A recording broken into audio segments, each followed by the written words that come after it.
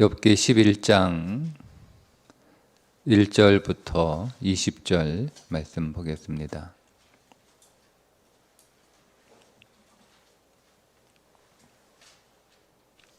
(11장) 1절부터 20절입니다.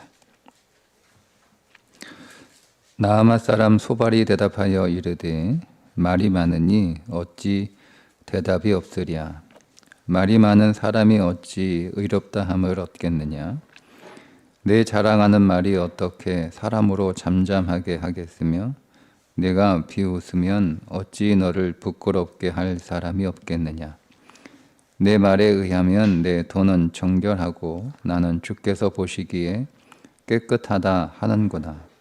하나님은 말씀을 대시며 너를 향하여 입을 여시고 지혜의 오묘함을 내게 보이시기를 원하노니 이는 그의 지식이 광대하심이라. 하나님께서 너로 하여금 너의 죄를 잊게 하여 주셨음을 알라.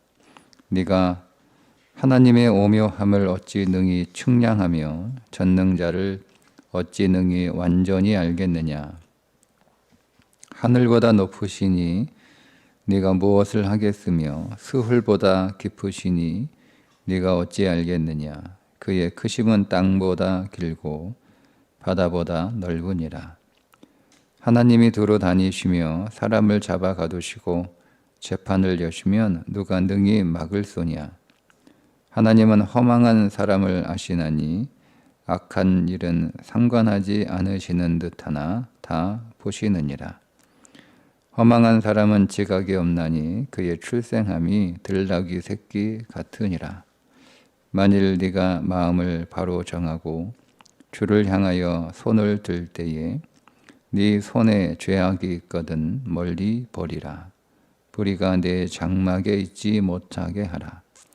그리하면 네가 반드시 흠 없는 얼굴을 들게 되고 굳게 서서 두려움이 없으리니 곧 내 환난을 잊을 것이라. 네가 기억할지라도 물이 흘러감 같을 것이며 네 생명의 날이 대낮보다 밝으리니 어둠이 있다 할지라도 아침과 같이 될 것이요 네가 희망이 있으므로 안전할 것이며 두루 살펴보고 평안히 쉬리라. 네가 누워도 두렵게 할 자가 없겠고 많은 사람이 네게 은혜를 구하리라. 그러나 악한 자들은 눈이 어두워서 도망할 곳을 찾지 못하리니 그들의 희망은 숨을 거두는 것이니라. 아멘.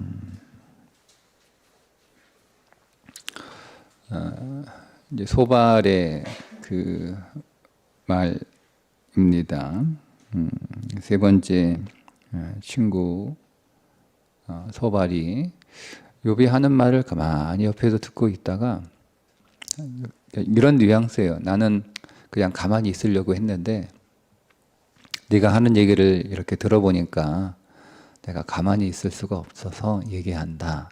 이런 뉘앙스예요. 이제 그렇게 해서 하는 얘기가 뭐냐면 너는 하나님이 좀 부당하게 벌을 내리시는 것이라고 말하는 것 같은데 내가 보니까 하나님이 봐줘서 이만큼이다 라는 거예요. 하나님이 봐줘서.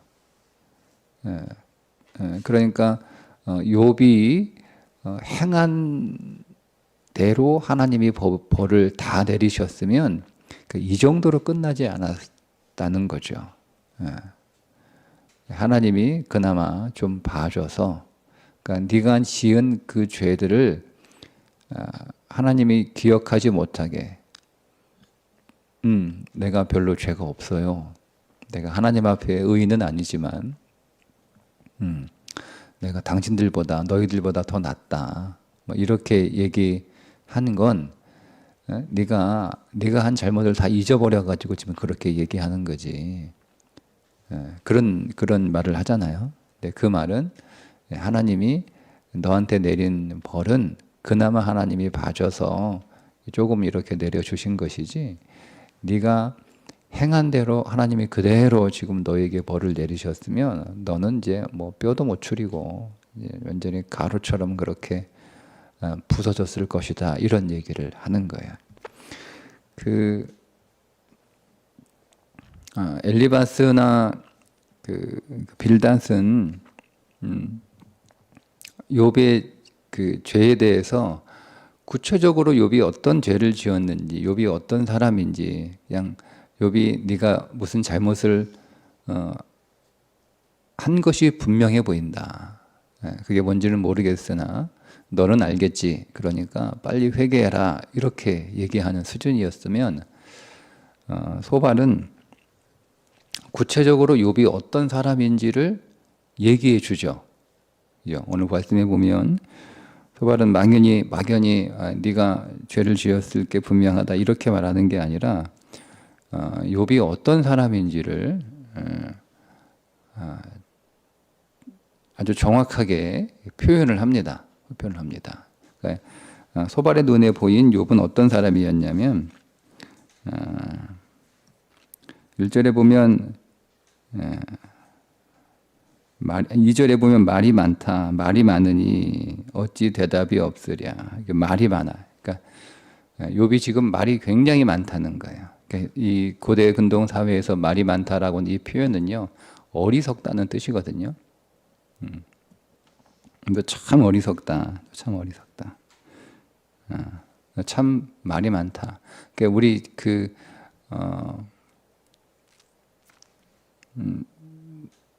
잘못한 사람을 막 이렇게 우리가 꾸짖은데 그 사람이 뭐 이러쿵저러쿵 막 얘기하면 좀 말이 많다 이렇게 얘기하잖아요, 그죠? 그런 의미로 얘기를 하는 거예요, 지금.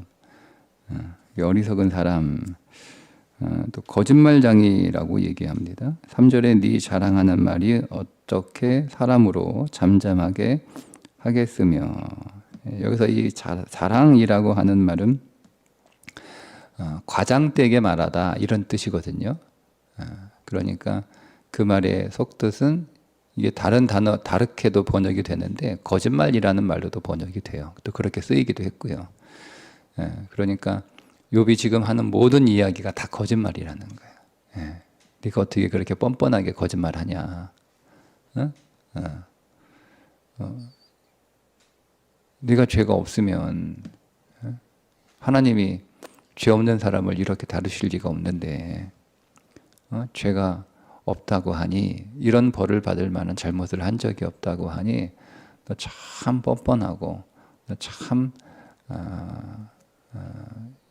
정직하지 못한 누구를 속이려고 그러냐. 증거가 이렇게 증거잖아요. 자기들이 보기에는 욥의 그 고난이 욥이 큰 죄를 지었다는 증거인 거예요. 증거가 이렇게 있는데 너 왜 거짓말하냐. 그 다음에 비웃는 사람이라고 얘기를 또 하죠. 네가 비웃으면 어찌 너를 부끄럽게 할 사람이 없겠느냐. 이 비웃는다라는 말은 어떤 그 상황에서 쓰이냐면 거짓 선지자들이 하나님의 백성들을 비웃을 때 쓰는 단어예요. 그러니까 지금 엘리바스나 빌닷이나 소발 이 세 친구는 지금 사람들은 자기 생각을 물론 자기 생각을 말하는 것이지만 자기 주장을 하고 있는 게 아니라 하나님을 대신해서 지금 욥에게 얘기하고 있다라고 생각을 하고 있거든요. 그러니까 오늘 소발도 그렇게 얘기를 하는 거예요. 6절에 보면 5절에 보면 하나님은 말씀을 내시며 너를 향하여 입을 여시고 지혜의 오묘함으로 내게 보이시기를 원하노니. 이 말은 하나님이 너에게 좀 정확하게 분명하게 크게 확실하게 좀 너에게 말씀해 주셨으면 좋겠다라고 하는 그런 의미인데 그 말은 어떤 의미냐면 지금 자기가 하나님의 대언자로 하나님의 생각을 하나님의 뜻을 너에게 전해주고 있어 이런 뜻이에요. 그러니까 이건 내 말이 아니라 하나님의 말씀이야. 사람의 말로 듣지 마.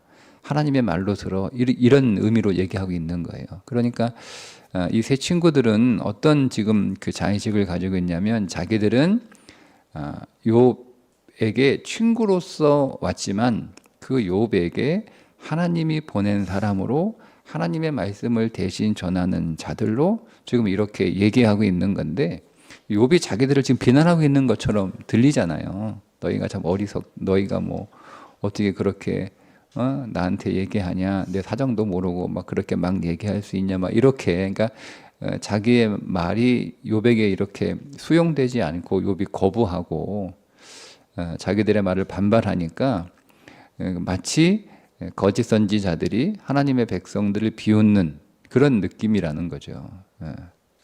그래서 이제 욥을 비웃는 사람이다. 사실 거짓 선지자라는 뜻이에요. 그렇게 얘기합니다. 그 다음에 12절에 보면 욥을 허망하다 이렇게 부르죠. 허망한 사람은 지각이 없나니 그의 출생함이 들나귀 새끼 같으니라. 허망하다. 이 허망하다라고 하는 뜻은 여러 가지 의미로 사용되는데요. 여기에서는 신성모독이라는 거죠. 욥을 신성모독하는 사람이다. 왜냐하면 하나님에 대해서 막 하나님께 원망하는 그런 투로 지금 기도하는 걸 옆에서 들었잖아요. 하나님 앞에 기도하는데 하나님 나 좀 죽여주세요. 당신이 너무 부당합니다. 왜 나를 못 잡아먹어서 뭐 이렇게 하나님 하시는지 좀 나 좀 내가 죽기 전에 잠시 그 좀 평안하게라도 좀 살다가 죽을 수 있도록 막 이렇게 얘기하는 거, 그 모든 얘기들이 그들의 귀에는 신성모독처럼 들리는 거예요. 그래서 욥이 허망한 사람이다 이렇게 부르죠. 그리고 심지어 뭐라고 표현하냐면 들나귀 같다, 들나귀 새끼 같다. 들나귀는 고대 곤동사회에서 가장 교만하고 가장 미련한 대표적인 동물이 들나귀였다고 합니다. 그러니까 지금 그들의 눈에 보기에, 특별히 이 소발의 눈에 보기에 욥은 굉장히 교만한 사람이에요. 왜냐하면 하나님이 그렇게 그를 엄하게 지금 다루셨음에도 불구하고 나는 죄가 없다는 거죠. 그러니까 여기서 욥이 말하는 죄가 없다는 말은 죄가 하나도 없다는 뜻이 아니라 내가 그 정도로 죄짓지는 않았다라는 거예요. 내가 이런 벌을 받을 만큼의 죄인은 아니다라는 거예요. 그러니까 여러분 친구들의 눈에 보기에 굉장히 교만한 사람처럼 보이죠. 저라도 그렇게 말하겠어요. 그리고 굉장히 미련하다는 거죠. 그렇게 하나님한테 맞아놓고 여전히 회개하지 않고 돌이키지 않으니, 돌이키고 회개하면 금방 이 문제가 해결될 텐데 돌이키지 않고 버티고 있으니 굉장히 미련해 보인다 이렇게 얘기하고 있는 거예요. 여러분 우리가 이 세 친구 엘리바스나 빌닷이나 소발의 말을 들어볼 때 그 말이 욥에게는 해당되지 않는 말이에요. 자, 그런데 그 말은 맞습니다. 이걸 잘 보셔야 되는 거예요. 욥에게 해당되지 않다고 해서 그 말이 틀린 말은 아니에요. 그러니까 여러분 이 세 친구들의 말은 일단은 다 맞는 말이에요. 엘리바스는 경험으로 판단하고, 또 빌닷은 지식으로 판단하고, 지금 소발은 율법으로 판단하고 있거든요.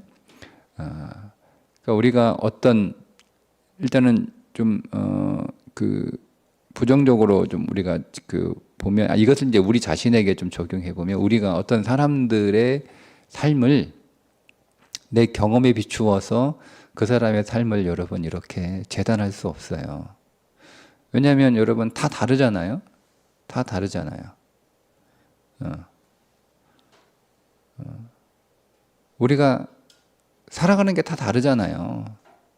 근데 그러니까 어떻게 여러분 내 경험이 마치 정답인 것처럼, 내 경험이 전부인 것처럼 내 경험을 가지고 다른 사람들의 삶을 이렇게 우리가 이래라 저래라 이렇다 저렇다라고 말할 수 있어요.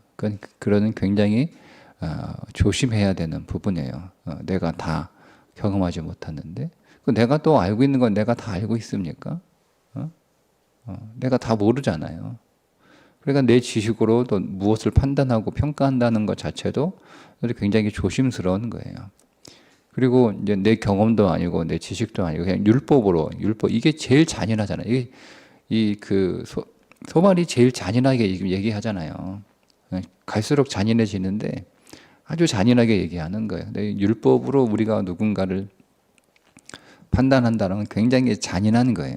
그러니까 어쨌든 우리가 그렇게 사람들을 내 경험으로, 내 지식으로, 또 내 율법으로 그렇게 판단하고 그렇게 바라보는 건 우리가 굉장히 조심해야 되는 것은 맞습니다. 맞습니다. 근데 우리는 사실 그럴 수밖에 없어요. 그러니까 우리는 욥의 입장에서 사람들은 나를 바라볼 때 그들의 경험으로 나를 볼 수밖에 없고, 그러니까 우리가 그걸 인정할 수밖에 없는, 그걸 넘어설 수 없는 거예요. 사람이 자기의 경험을 넘어설 수 없어요.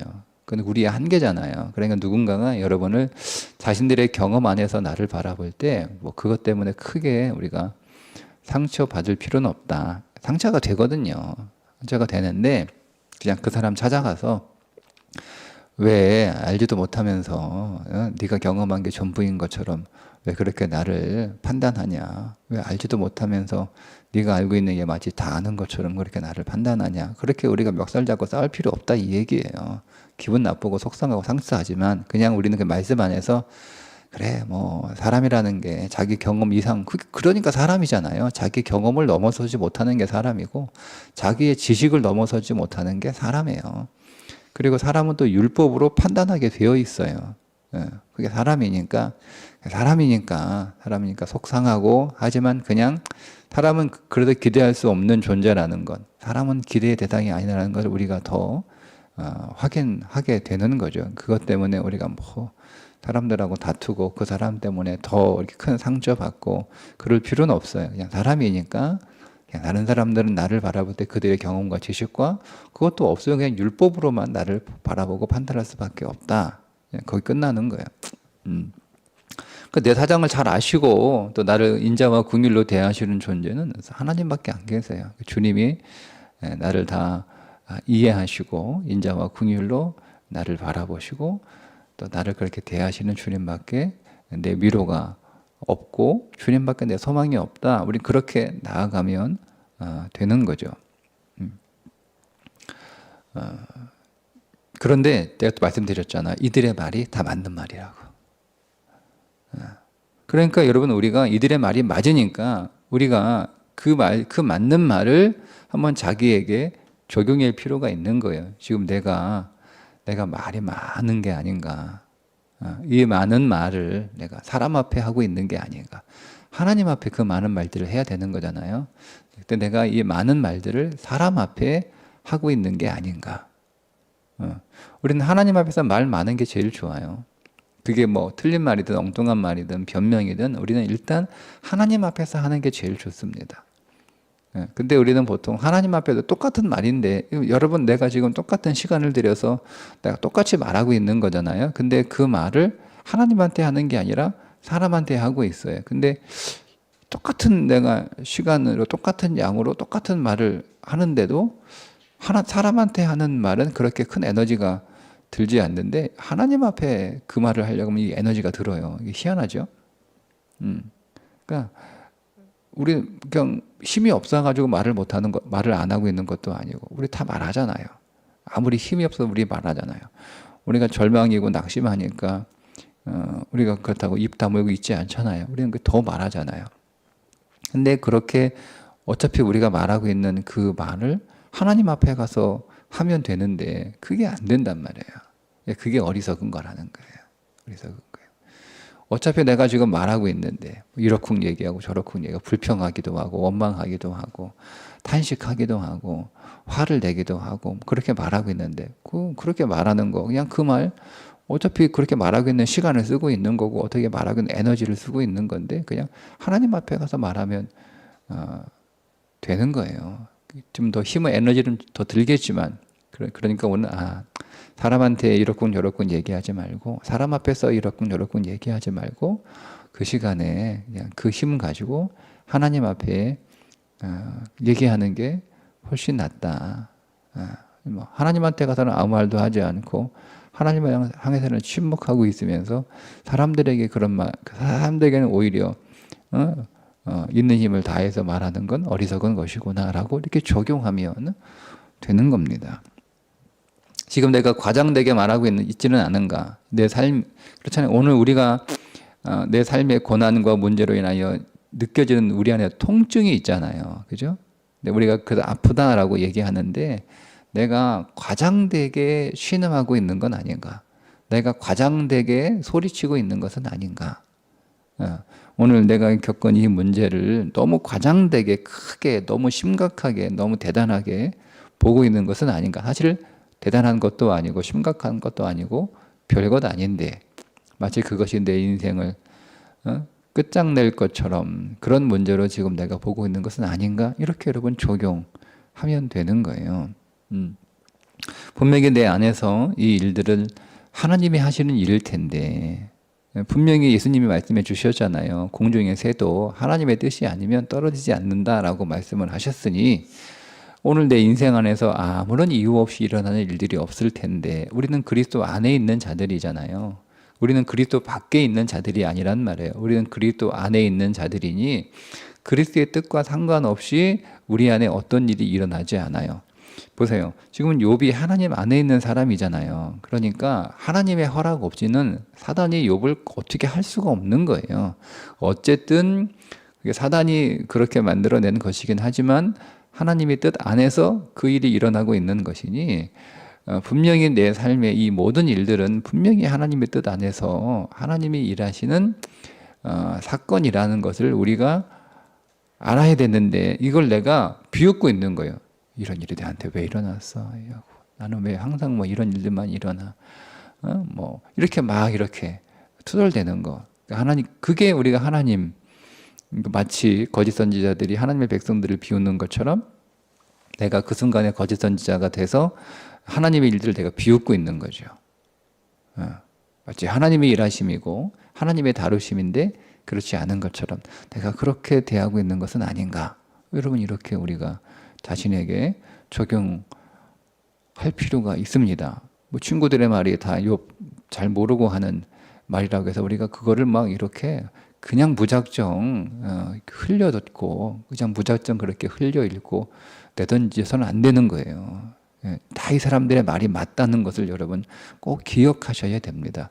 다만 욥의 상황과 맞지 않은 거예요. 그러니까 이 사람들의 말은 나에게 필요한 말들이죠. 내가 참고해야 될 말들이라는 거예요. 그게 바라보는 거죠.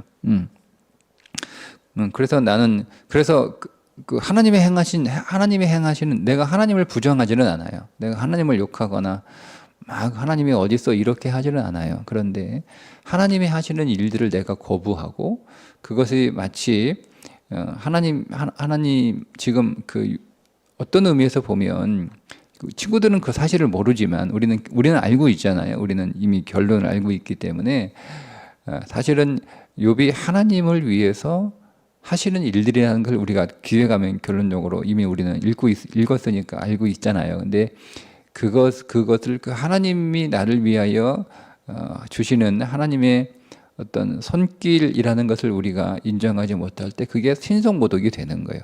내가 하나님을 거부하거나 하나님을 부정하거나 또 하나님이 없다라고 내가 이렇게 부인하지는 않아요. 그런데 내 인생 안에서 하나님이 분명히 일하심에도 불구하고 그것을 하나님의 섭리로 받아들이지 못하게 되면 그게 신성모독이라는 거예요. 나는 그런 신성모독의 죄를 범하고 있는 것은 아닌가. 한번 돌아보는 거죠.